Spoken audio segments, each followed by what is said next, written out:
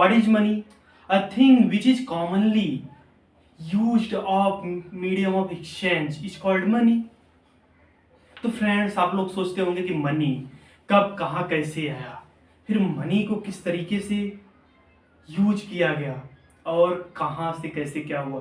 Friends, आज से काफ़ी समय पहले जब किसी भी सिक्के का या फिर रुपए का या किसी भी चीज़ का प्रचलन नहीं था, तो फ्रेंड्स उसमें बार्टर सिस्टम था। जिसमें बार्टर सिस्टम में क्या था कि लोग, जैसे एक व्यक्ति दूसरे को सामान देता था, दूसरा व्यक्ति उसको सामान देता था, इसी तरीके से दोनों का आदान प्रदान होता था। जैसे कि अगर किसी को सोने की ज़रूरत है, वो फसल ले गया, वहाँ से उसने अपने सोने की जो आभूषण बनवाया।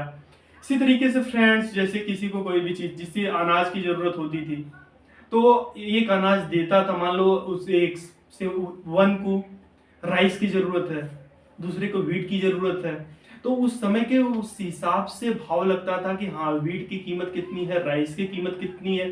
तो उस हिसाब से वो दोनों एक दूसरे को ट्रांसफॉर्म करते थे, मतलब एक दूसरे से आदान प्रदान करते थे। बाद में फ्रेंड्स, बाद में चलन में आए कॉइन्स, सोने के सिक्के, चांदी के सिक्के और काफ़ी सारे तरीके के। फिर फ्रेंड्स, सोने, चांदी, तांबे के सिक्कों का प्रचलन आया। जब उन सब का प्रचलन धीरे धीरे खत्म होने लगा, तो उसके बाद पेपर कॉइन आ गई। पेपर कॉइन आ गई, पेपर मनी, जिसे हम पेपर मनी भी कह सकते हैं। और कॉइन था, कॉइन के बाद पेपर मनी, पेपर मनी के बाद फिर आ गया है अब तो फ्रेंड्स प्लास्टिक मनी आ गया है। Plastic money, digital money. Friends, तो आप जैसे कि आप सबको बताना चाहते हैं कि बार्टर सिस्टम में क्या होता था कि एक सामान के बदले लोग दूसरे सामान का आदान प्रदान करते थे। बाद में फ्रेंड्स, जब कॉइन मनी आया, तो कॉइन मनी में क्या होता था कि सिक्के होते थे, कोई व्यक्ति कोई सामान खरीदता था। उस समय के जैसे राजा महाराजा हुआ करते थे, हमने सुना है कि अकबर के जमाने का ये कॉइन, इस सभ्यता की ये कॉइन है। सिंधु सभ्यता में कुछ इस तरीके के कॉइन को यूज किया जाता था। उससे पहले वाली सभ्यता, मिस्र की सभ्यता, हमने काफ़ी सारे सिविलाइजेशन को पढ़ा है।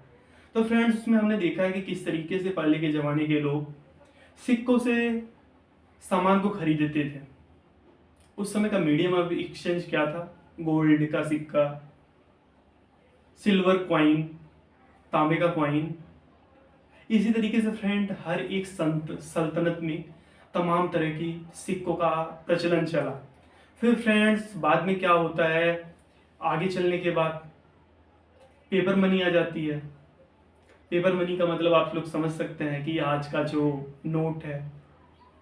फिर नोट से उस जो गवर्नमेंट होती है जिस देश की, वो गवर्नमेंट अथराइज्ड करती है, उसको लागू करती है कि हमारी गवर्नमेंट हमारे देश में इस तरीके के ये नोट चलेंगे, इनकी ये वैल्यू होगी।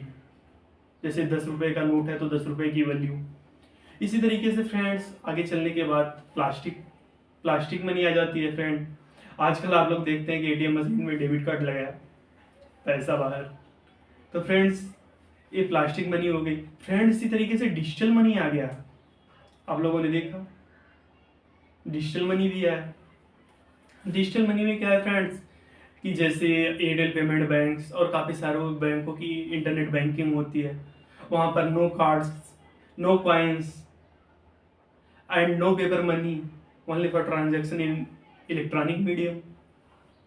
फ्रेंड्स, सिर्फ इलेक्ट्रॉनिक मीडियम अपने मोबाइल या लैपटॉप या कंप्यूटर या पीसी पे किसी पर भी लोग ऑनलाइन ट्रांजैक्शन कर देते हैं क्यूआर स्कैनर के द्वारा। फ्रेंड्स, इन तरीके की इस हमारे देश में या हमारे इस दुनिया में बदलाव क्यों आया मीडियम ऑफ एक्सचेंज में? क्योंकि फ्रेंड्स, जब बार्टर सिस्टम हुआ करता था, जब एक सामान देकर आदमी दूसरा सामान खरीदता था, तो उस समय क्या था कि मान लो किसी सामान की वैल्यू ज़्यादा है, मुझे उस जमाने में एक शर्ट ही लेना है, तो शर्ट की वैल्यू क्या होगी? एक शर्ट की वैल्यू उस समय 4 किलो या 5 किलो या 6 किलो चावल पर एक शर्ट मिल रहा करता था। तो फ्रेंड्स, अगर सामने वाले को चावल की ज़रूरत नहीं है, तब तो मुझे शर्ट भी नहीं मिल पाएगी ना।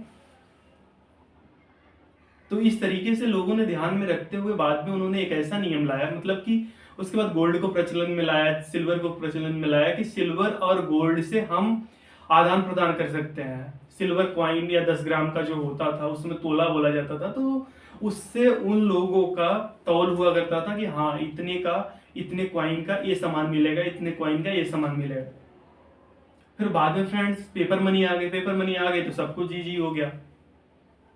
पेपर मनी आने से क्या हो गया कि सब आसानी से पैसा दो सामान खरीदो, पैसा दो सामान खरीदो।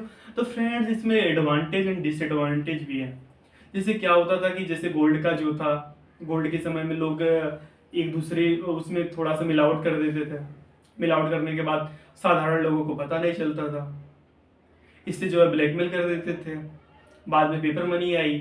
पेपर मनी का भी लोगों ने दुरुपयोग करना स्टार्ट कर दिया। पेपर मनी से दूसरे का जाली नोट छापना स्टार्ट कर दिया। फिर इम्प्रूव होते होते जो है plastic money I, ATM card, जिसे हम डेबिट कार्ड या और क्रेडिट कार्ड है, तो इसका भी लोगों ने दुरुपयोग करना स्टार्ट कर दिया। किसी का पिन चुरा करके पैसा उसका निकाल लेते थे। बाद में फ्रेंड्स अब आ गया डिजिटल डिजिटल मनी।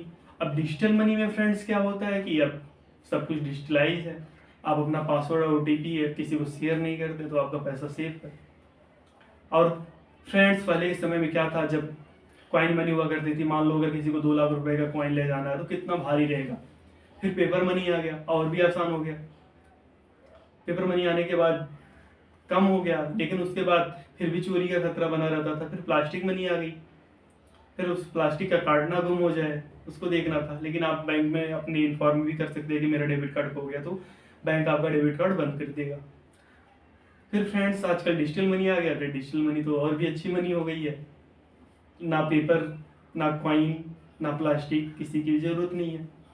तो फ्रेंड्स हमारे समाज में हमारे जिस तरीके से आधुनिकता बढ़ती है उस तरीके से हर एक युग में परिवर्तन होता रहता है। उसी तरीके से मनी में भी परिवर्तन हुआ। वाटर सिस्टम चाहे डिजिटलाइजेशन हो गया है फ्रेंड। तो इस तरीके से जैसा कि हम आपको मनी की ओरिजिन से अभी तक के बारे में बताया, आपको वीडियो पसंद आया होगा। अगर आपको वीडियो पसंद आया तो आप चैनल को सब्सक्राइब करें और वीडियो को लाइक करें। धन्यवाद फ्रेंड्स।